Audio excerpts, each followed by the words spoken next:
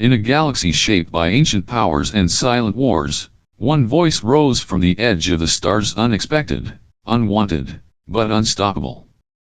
This is not just a story of ships and battles. It is a story of transformation. Of a forgotten world that rewrote the rules of the universe. You're about to enter a realm where fear ruled for ages until humanity arrived. And everything changed. In the cold, endless dark of space, silence had a master. Far beyond the stars, the Zoranth Dominion ruled not with fire, but with fear. An ancient order older than human history, older than the dreams of stars themselves. They did not need war. Their very name was enough. For thousands of years, entire civilizations bowed before them. Not because they wanted to, but because no one else ever returned. Those who refused their protection were erased quietly, completely. No battles. No records. Just empty worlds, left behind like forgotten ruins. Their power was hidden behind words like peace, order, and guidance. But those who truly listened heard what those words meant: obedience, silence, submission. Then, something new appeared. A small, noisy species. Born on a world covered in oceans and firestorms, fragile and slow by cosmic standards. But they were stubborn. Curious. Reckless. They were called humans. At first, the Zoranth did not worry. Earth was young, unimportant. Its people fought among themselves. They still burned oil for power and argued over borders drawn in the dirt. But then, the Zoranth made contact. And the humans looked them in the eye. They did not tremble. They did not kneel. They asked questions. Hard ones. And when the answers were lies, they noticed. And so, the Dominion prepared to take Earth quietly, like they had done so many times before. But this time, it was different.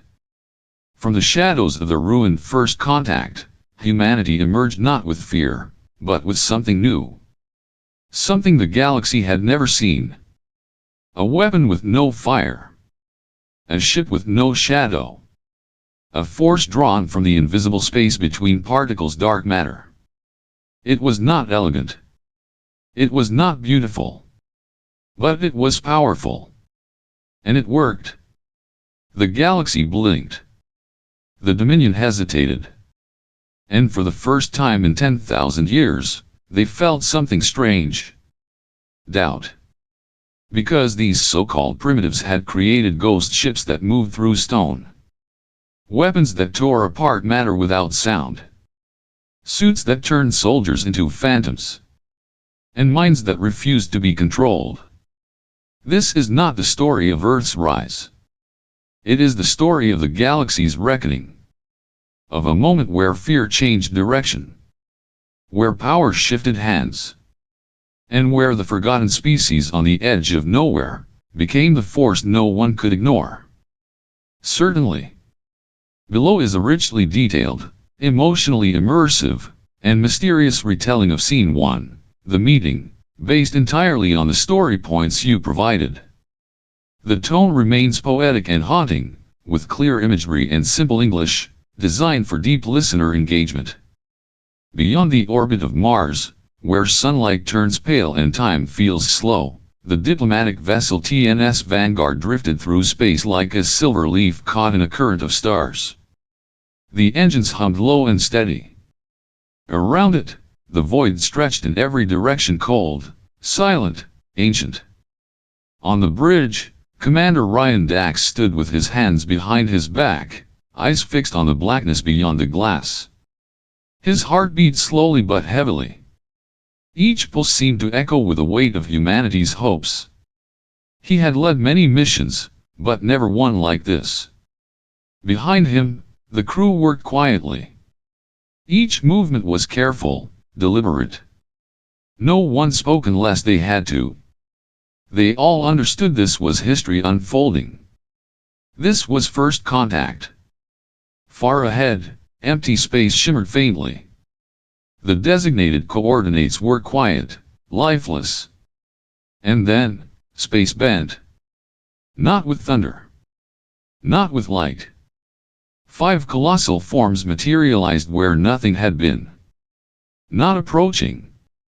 Not arriving. Simply, existing. As if they had always been there, hiding just beyond the veil of sight.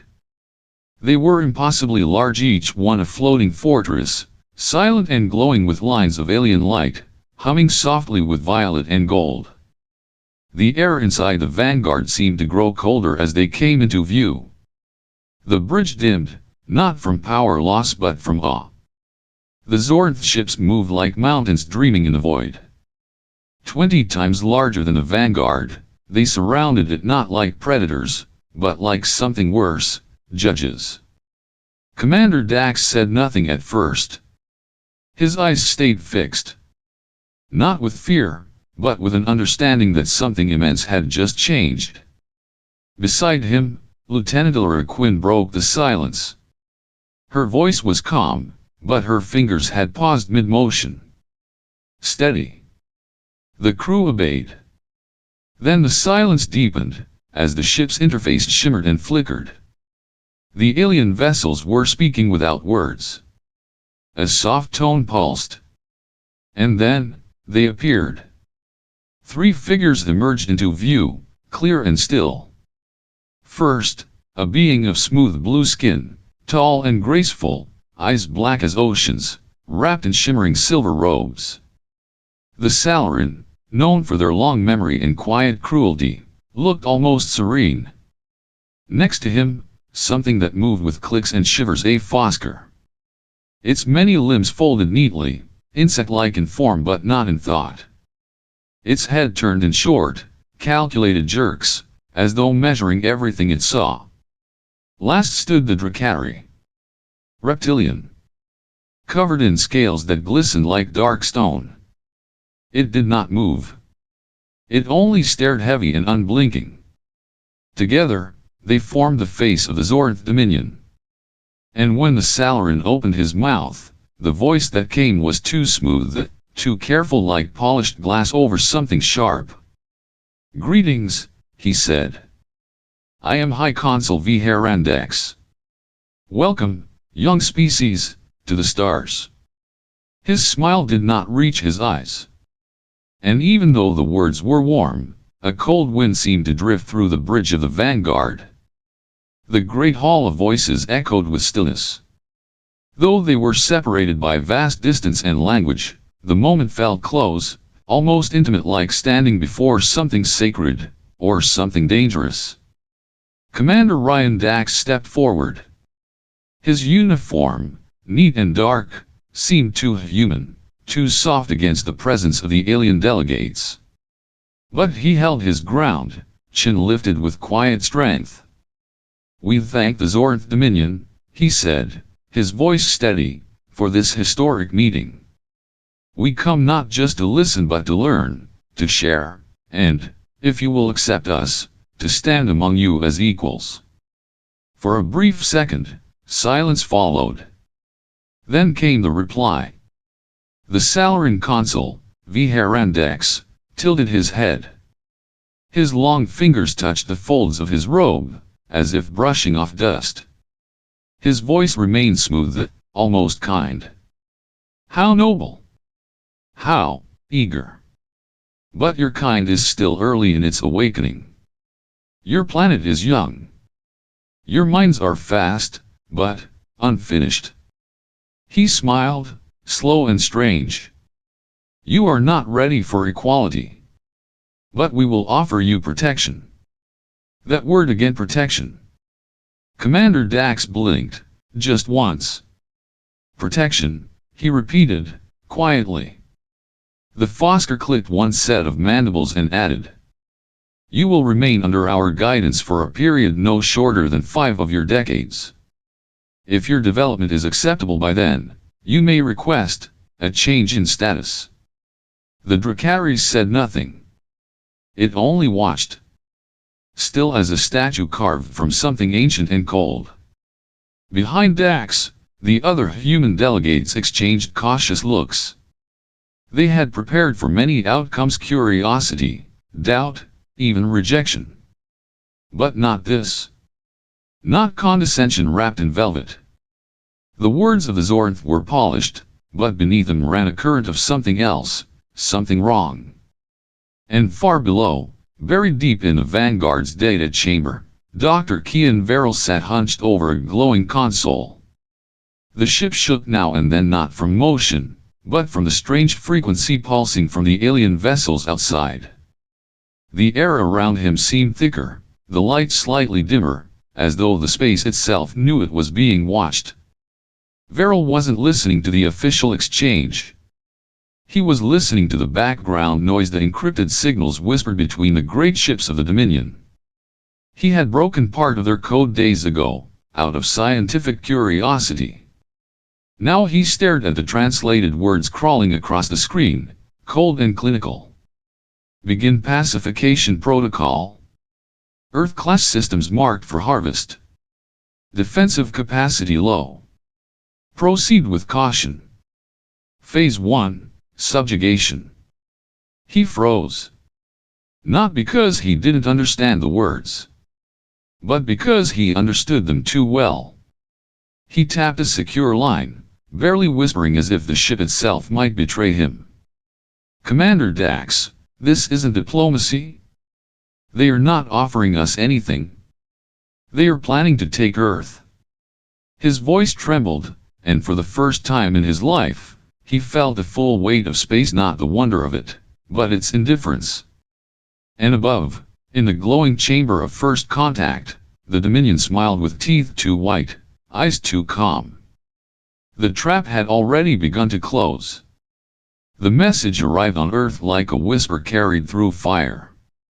It crossed the dark silence between planets, drifting through static and stars, until it reached the surface of a trembling world. In hidden bunkers, in midnight offices, in the silence before dawn, they heard the voice of Commander Ryan Dax, his words broken by flame and pain, but clear. Earth is in danger. The Zorth Dominion has betrayed us. They come not as friends, but as conquerors. For a moment, there was only stillness. Then fear. But not the kind that freezes. This fear had teeth. It stirred old wounds, old divisions, but also something deeper. Resolve. Under the gray sky of a fractured planet, borders faded. Flags were lowered. Grudges were swallowed whole. For the first time in recorded memory, Earth stood as one. And at the center of this new order stood General Sierra Vorne, voice of steel, chosen not for power, but for clarity. She did not promise victory. She promised readiness. Her words were few, but they carried the weight of 1,000 dead stars. We will not beg. We will not wait. We will rise. And so began the birth of the United Earth Defense Force. Not in glory, but in urgency. Not with celebration, but with silence and sleepless nights. Below the barren face of Earth's moon, carved into ancient rock, a laboratory pulsed with dim blue light. There, among quiet machines and long shadows, Dr. Alden Rice worked without rest. He was not a soldier. Not a leader. But what he discovered would change everything. He had spent years studying a mystery, the strange absence that made up most of the universe, dark matter. It did not shine. It did not speak. But it was there, like breath behind the stars. And now, through calculations that bordered on madness and brilliance, he had found a way to touch it. More than that, he had found a way to command it. Dark matter, he realized, did not obey the laws of space as others did. With the right energy, the right field, it could twist reality, bend it like heat and air. A ship powered by this force could move through solid objects. A weapon built from this current could erase matter without fire, without noise. From these quiet discoveries, something darker was born. The TNS Oblivion. Its name was whispered, never spoken loud. Its hull was blacker than night, drinking light instead of reflecting it. No windows. No markings. Only faint patterns across the surface, pulsing softly like veins beneath the skin of a ghost. It made no sound. Left no trail. And when it moved, the sensors of Earth's enemies saw nothing. This was no ship. It was a shadow carved from fear. It would be the first of many. A fleet born not to conquer, but to haunt. To remind the stars that Earth, once forgotten, now remembered everything. The moon turned slowly above the Earth, white and distant, unaware that something ancient and terrible was being awakened beneath its surface. Inside a hidden hangar carved deep into its crust, the TNS Oblivion stood alone in darkness. Its hull pulsed faintly, almost like it breathed. Cold black metal curved with no seams, no markings, no windows, only the shifting glow of dark matter veins running along its surface. It did not shine. It swallowed all light around it, as if even the stars feared being reflected. There was no ceremony. No speech. Only silent steps as engineers and officers stood before it, watching, feeling the presence of something new, something that did not belong to Earth's past, but its uncertain, unstoppable future. Inside, the corridors were narrow and cold. The walls seemed alive, humming with low frequencies beyond hearing. The air felt too still, as though time hesitated here. The crew assigned to the Oblivion were not ordinary. These were volunteers chosen not for their rank, but for their resolve. Most had lost someone on the vanguard. Some had seen entire colonies fall silent under Dominion influence. All of them had made peace with death. But what they now walked into was something else. They weren't just boarding a ship. They were stepping into a legend not yet written. At the command bay, Admiral Lyra Kale observed quietly. Her eyes, once tired from years of service, now burned with something sharper. She had seen what the Dominion could do. But more importantly, she had seen what humans could become when pushed far enough. And now, the galaxy would see it too. Dr. Rice stood beside her, holding a daytop hat etched with dark matter glyphs.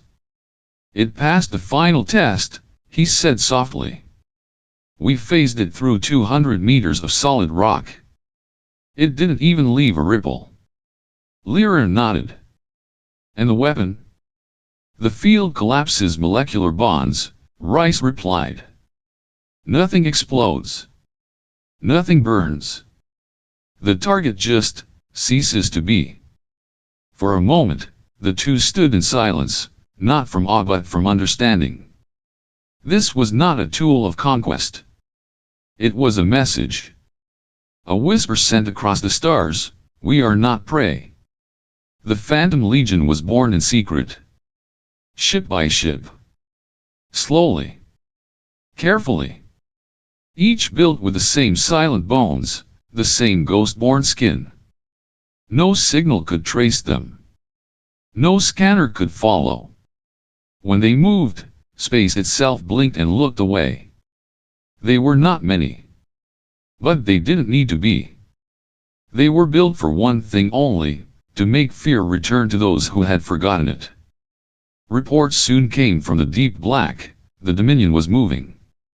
A fleet was gathering, hundreds of warships with weapons forged over millennia, designed to break worlds and crush resistance before it could rise. Earth's conventional defenses would not survive it. But the Phantom Legion was not meant to fight like the old ways. They would not meet fire with fire. They would meet it with silence. Admiral Kale stood before her assembled captains. Her voice was soft but unshakable. We are no longer the ones hiding, she said. We are the ones they never see coming. Our task is not only to defend but to remind them. She looked toward the shadowed ship behind her. that the forgotten can become the feared. And so the ships vanished one by one, slipping quietly through the moon's outer crust, leaving behind only a whisper in the rock, and a tremble in space. The stars remained quiet. But they were no longer safe. For in the dark, the phantoms had begun to move. They came like shadows falling across the sun. 300 warships, each a weapon of history, born from 1,000 years of galactic conquest. Their hulls glowed with the deep red of the Dominion, sharp, cold, merciless. They moved together as one, cutting across the silence of the void with cruel precision.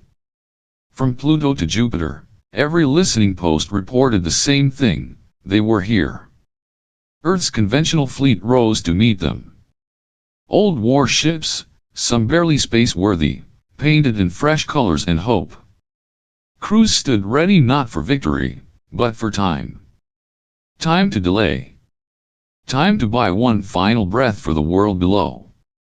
The first shots lit up space like falling stars. Human ships shook under the weight of ancient alien fire. One by one, they began to break, burning, fading, dying but not retreating. In the distance, Earth watched. Cities fell silent. The skies dimmed. Families waited. And then, without warning, the moon changed. From beneath its gray, pock-marked surface, 12 shapes began to rise, not pushed, not launched, but simply moving upward, as though matter no longer mattered. They were blacker than space itself, shaped like silence, with no wings, no thrusters, no flame. Just presence. 12 ships. The Phantom Legion. They rose into the path of the Dominion fleet like a wall of forgotten judgment. The alien ships turned their sensors toward them but saw nothing. They fired plasma, missiles, beams of coherent light, but their weapons passed through shadows that were no longer solid. Then the Void Piercers spoke. There was no roar, no flash. Just a ripple like space itself flinching, and one of the Dominion's warships crumbled. Not exploded. Not shattered. It disintegrated, piece by piece, folding into nothing as though it had never existed. Another followed. Then a third. A fourth. Entire squadrons blinked out of existence. Panic bloomed within the heart of the Zoranth fleet. In the confusion, Lieutenant Nyra Solon deployed her strike teams. They moved like ghosts, phase suits whispering them into and through the walls of enemy ships. No alarms triggered. No doors needed. Inside, they left behind devices of quiet death, disruptors that silenced engines, collapsed gravity wells, turned control rooms into still tombs of drifting silence. The alien crews fought in confusion, swiping at shadows. Their weapons hit air. Their enemies walked through steel and vanished again. One by one, giants fell to silence. Within an hour, the battlefield was quiet. Where once a great armada had filled the sky, only scattered debris floated alongside the disabled hulks of ships that now drifted without command, without power, without pride. At the center of it all, on the bridge of the Dominion's largest vessel, Overlord V. Harandex stood frozen. His hands clenched behind his back, eyes staring into the impossible. His empire, his legacy was vanishing before him. Not under fire, not in grand war, but like mist meeting the morning sun. He had called them young. He had called them primitive. He had offered them protection. Now he understood. Far above, aboard the command vessel of the Phantom Legion, Admiral Lyra Kale stood before a single transmission console. Her face was calm. Her voice carried no anger, only truth. Humanity was offered protection, she said, to every world that watched. We chose evolution. And across the galaxy, rulers leaned back from their thrones. Soldiers paused. Scientists stared. And the stars themselves seemed to shiver. For now, It was clear. The age of fear had ended. And humanity was no longer the hunted. They had become the warning. Across the stars, silence fell like snow. It was not the silence of peace, but of shock, a deep, shaking stillness that moved from one world to the next, as if the very fabric of the galaxy had flinched. Whispers spread through the void, carried by merchant ships and encrypted pulses. They crossed dust clouds and binary suns. They drifted into forgotten corridors of space stations and hidden bunkers carved into moons. Everywhere, the same impossible words repeated. Earth has destroyed the Dominion fleet. Not defeated. Not survived. Destroyed. 12 ships. 1 hour. 300 war vessels gone. And Earth had taken no territory. No trophies. Only silence. On Velcaris Prime, the skies over the capital remained dark, covered by thick storm clouds that had not moved in weeks. The city of towers once filled with pride now felt brittle, like glass under pressure. In the great hall of the Dominion, voices rose in panic. Representatives from dozens of species filled the chamber, some angry, some afraid, all shaken. They stood beneath banners of gold and black, beneath carvings that once told stories of conquest and glory. But now those banners felt hollow. The carvings seemed old. At the center, Overlord Viharandex stood alive, but smaller somehow. The light no longer reflected in his eyes. He had returned from the battlefield with his ship disabled, his commands ignored, and his legacy in ashes. A Fosker delegate, with arms that trembled and eyes wide, shouted across the chamber. "You said they were nothing. You said they were primitive. But they made our fleet vanish and not one of them died." The words echoed through stone and steel, and no one answered. Because there was no answer. For the first time in 10,000 years, the Dominion had lost, and the galaxy had seen it. And that was the true wound, not the ships, not the loss of power, but the crack in the illusion. On the outer world's dust-covered mining colonies, water-rich moons, hidden research rings, small, quiet governments began to send messages. Not to Velcaris. To Earth. They used old codes, forgotten languages, and secret channels. "We saw what you did. We are not your enemies. We are ready to speak." They were the lesser ones. The Watchers. The species that had long been told to stay small, stay silent, stay grateful. But now, they saw a new path. Not through rebellion. Not through blood. But through possibility. The stars were shifting. The old weight had lifted.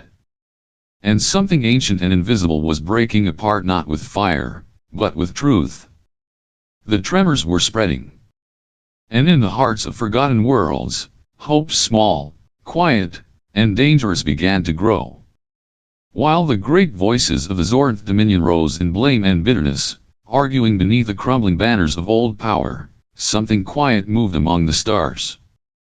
Far from Velcaris Prime, a single ship drifted through the cold dark, wrapped in silence.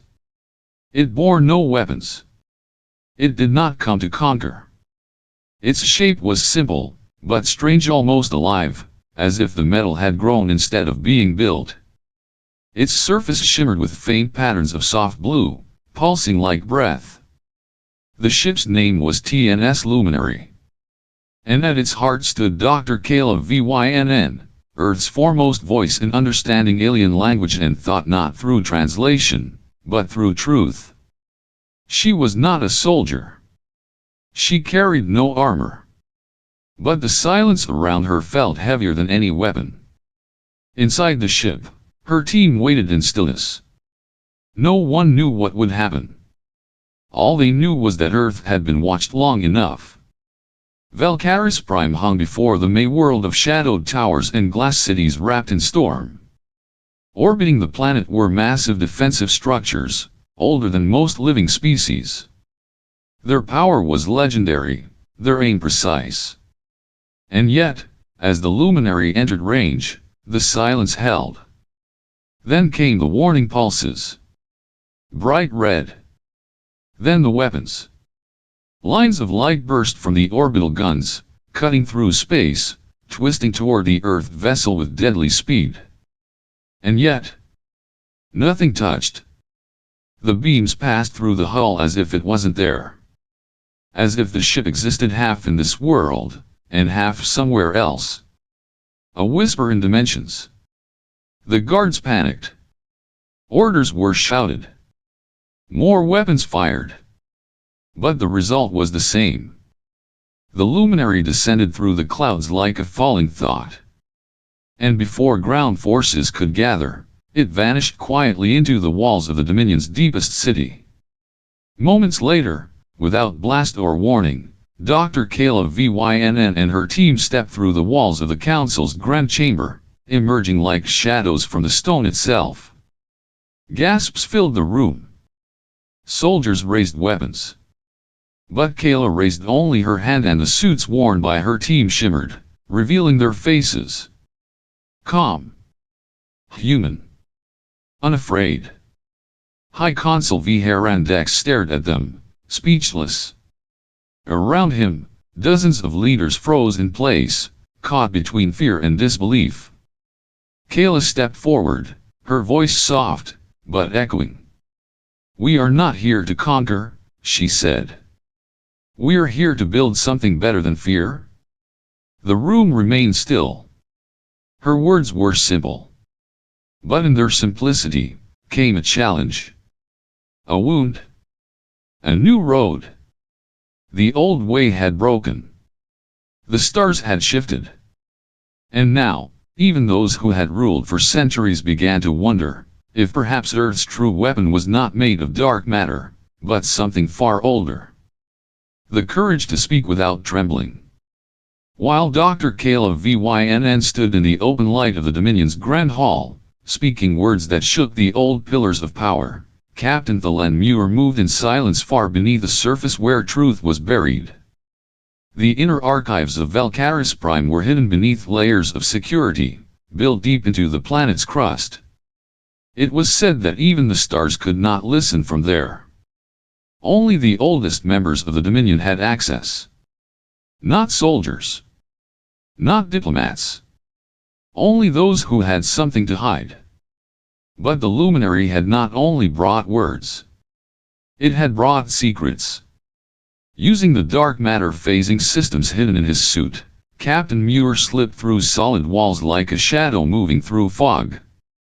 No alarms triggered. No doors opened. He simply passed as if the world itself no longer recognized him. The corridors were cold. Not the cold of temperature, but of silence, a place where no one had spoken in centuries, where truths were locked away like dangerous beasts. He found the archive core at the center of a black chamber, its walls smooth, seamless, humming with unread knowledge.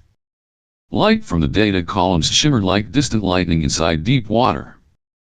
Thelen placed a small crystalline disk on the floor. It pulsed once, then began to copy. Lines of alien script appeared across his visor. Words. Names. Histories. But not the kind shared in schools or meetings. These were the hidden chapters, the ones cut from records, erased from memory. He read them. One by one. Worlds labeled as protected had been stripped bare. Their oceans drained. Their skies cracked. Their people divided, used, forgotten. Dozens of young civilizations, some barely learning to build satellites, had been visited by the Zorth. Promised safety. Promised unity. And then, taken. Those who resisted vanished completely. Not just defeated, erased. Whole planets reduced to glass. Their languages now dust.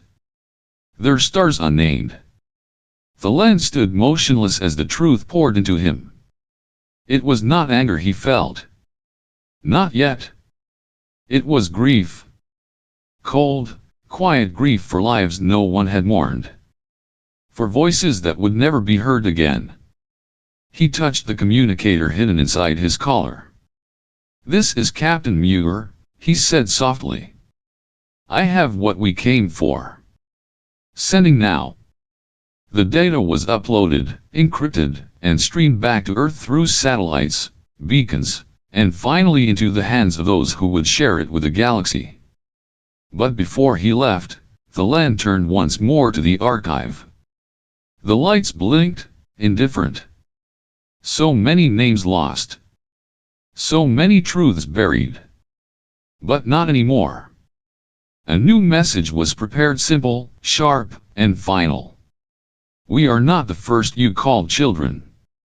But we are the first who grew up fast enough to answer." Far beyond Earth's warm blue sky, in the frozen shadows near Neptune's orbit, something ancient stirred. The last flame of the Zoranth Dominion, bitter, desperate, and burning out, moved through the dark on 70 warships. These were not explorers. Not diplomats. These were executioners, summoned for one final strike. At the center of the fleet stood the command vessel of Grand Marshal Kruvar, a towering beast of a ship carved from obsidian and fire. Inside, his face was calm, carved from discipline. But beneath his voice, there was only one truth left: revenge. He had gathered the broken pieces of the Dominion's army not to win, but to erase. His ships carried forbidden weapons, ancient cores of antimatter wrapped in fields so unstable that even the stars refused to look at them. He did not come to fight. He came to end. But Earth had not forgotten. And Earth did not wait. Hidden in the cold belt of Neptune's distant watch, the Phantom Legion stirred. 12 black ships, sleeping behind shadows, waiting like wolves in the deep snow. Inside the lead vessel, Admiral Lyra Kale watched the enemy approach. Her eyes held no fear. Only silence. When the signal reached her confirmation of the Dominion's path, she spoke only once. "Uncloak. Disable. No mercy for those who come to destroy." The Legion moved. From blackness, they bloomed silent shapes rising into the path of doom. No warning. No signal. No sound. And then, the sky cracked. Void-piercer rays lit up with ghostly blue light.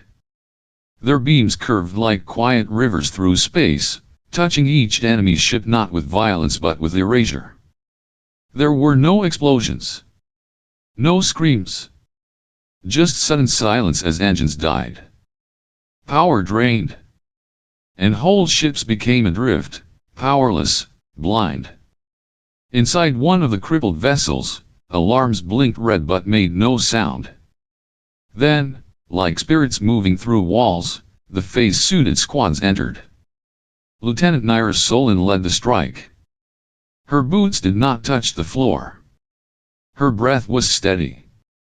She moved through the cold halls of the enemy ship like a whisper chasing a scream. Her team passed through bulkheads, moving between light and shadow. No doors. No resistance. The Dominion soldiers raised their weapons too late. The human ghosts had already vanished, planting disruptors, severing command, disabling weapons. When the lights came back on, it was over. The enemy could not run. They could not shoot. They could only drift in defeat, surrounded by silence. From the command deck of her ship, Admiral Kale spoke one final word. Clear. And like that, it ended. The second strike of the Dominion meant to erase Earth was itself erased. There would be no third. The old empire had cracked. And now, finally, it had fallen. This time, not in shadows, not in whispers, but in full view of the galaxy. And the stars, once ruled by fear, began to shine with something new. 3 months had passed. The stars no longer whispered of war. They watched instead, silent and still, as something new began to rise from the ashes of fear. In the quiet stretch of space between forgotten worlds, a lone station hung like a jewel in the black A structure, neither grand nor threatening. It did not carry weapons. It bore no crest of domination. Its walls were silver gray, its shape gentle and open, almost like a pair of hands held out, not clenched. This station had no name yet in the tongues of old power. But Earth called it the Beacon. It had been built in silence, designed not to intimidate but to welcome. Its halls were round and warm. Its chambers glowed with soft light, not from stars, but from intention. And here, under its dome of glass and quiet hope, gathered 27 species. They came not in fear or pride, but in curiosity. Some had once bowed before the dominion. Others had hidden in the shadows. A few had fought. But all of them now stood equal, and uncertain. The great hall had no throne. No high seats. Just a wide circle where every voice could be heard. No longer high or low. No longer ruled or ruler. Vice Admiral Daniel Barnes of Earth stood among them. Not above. Not apart. His uniform was plain.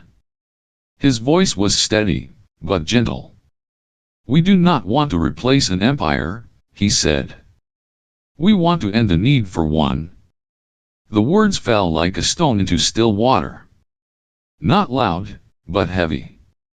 Rippling through every heart in the room. For a moment, there was only silence. Then, one by one, the others began to respond, not with applause, but with quiet nods, open eyes, and the slow breath of something rare, understanding. From that stillness, a new agreement began to form, not from threats, but from trust. They called it the Galactic Cooperative. A name simple, but strong. A name that meant every species has a voice. All knowledge is shared. And harm to one is harm to all.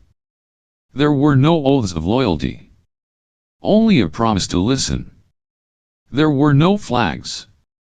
Only signals of peace. There were no chains. Only hands, open and extended. The beacon would become more than a station. It would be a symbol. A seed. And though the galaxy still held danger, still held darkness, for the first time, many dared to believe it could also hold light. A new order had risen, not of steel or shadow, but of shared purpose, born from silence, and shaped by those who had once been called weak. Now, they were the ones shaping the future. Together. The station called the Beacon stood quiet, its halls filled with starlight and hope. From its wide landing platform, all eyes turned toward a single vessel that shimmered in the dark like a living dream. The TNS Stellar Dawn waited, its hull woven with curves of silver and black, its form shaped by many hands, human, Salaran, Fosker, Thaxian, and more. It did not look like a warship, nor like any ship built before. It looked new. Not just in design, but in purpose. Inside, the air was calm. The hum of its systems was gentle, like a heart just beginning to beat. Its crew walked the corridors not as soldiers, but as explorers chosen not for what species they were, but for what questions they carried inside. Scientists, diplomats, thinkers, engineers. Beings who had once lived behind borders. Now standing side by side, wearing different colors, speaking many tongues, and dreaming the same dream. At the front of the vessel stood Captain Michelle Kale. She was young, but her eyes held echoes of old stars. Her voice carried the calm steel of her mother, Admiral Lyra Kale, but with something more, a quiet sense of wonder. She looked out over her crew, each face different, each path long, and spoke softly. The old galaxy was ruled by fear. Let this one be led by curiosity. There was no cheer. Just stillness. A sacred pause. Then, slowly, the dark matter drive awakened. The ship began to shimmer not with force, but with possibility. Its shape blurred at the edges, folding between space and shadow. The stars around it dimmed, bent, and then, let go. The stellar dawn vanished not forward, not backward, but sideways into a realm no map could hold. A direction born from thought, from trust, from the question, what lies beyond? On the platform, those left behind did not cry out. They simply watched. For this was not goodbye. It was the first step into a galaxy no longer ruled by empires or silence, but by those brave enough to ask what comes next. And in that silence, as the stars turned softly overhead, a new age began not with war, but with a whisper of wonder. Of course. Below is the closing narration, rewritten in a soft, mysterious, and emotionally resonant voice. The language is simple, the imagery vivid, and the tone reflective, crafted to gently echo in the mind of the listener long after the words have ended. Humanity's dark matter ships moved through stars like whispers through stone, untouchable, unseen, unstoppable. They shattered fleets. They silenced empires. And the galaxy trembled. But in the end, it was not the power of phasing engines or silent weapons that truly changed the stars. It was the moment we chose not to rule, but to listen. When we stood at the edge of victory and did not build a throne, we built a bridge. To those who had feared. To those who had been forgotten. To those who had no voice. And through that bridge, something ancient began to fade. Fear. And something greater began to rise. Hope. The stars no longer belong to kings. They belong to those who ask why not. What began as survival, became something greater. But this is only the beginning. The shadows still move. And in the distance, new voices are rising. What would you do if you were given power that no one could stop? Let us know your thoughts below. What part of this journey left a mark on you? And what world should we visit next? If you're ready to walk deeper into the unknown, subscribe, stay curious, and follow the light beyond the last star. Because in this galaxy, the story is far from over.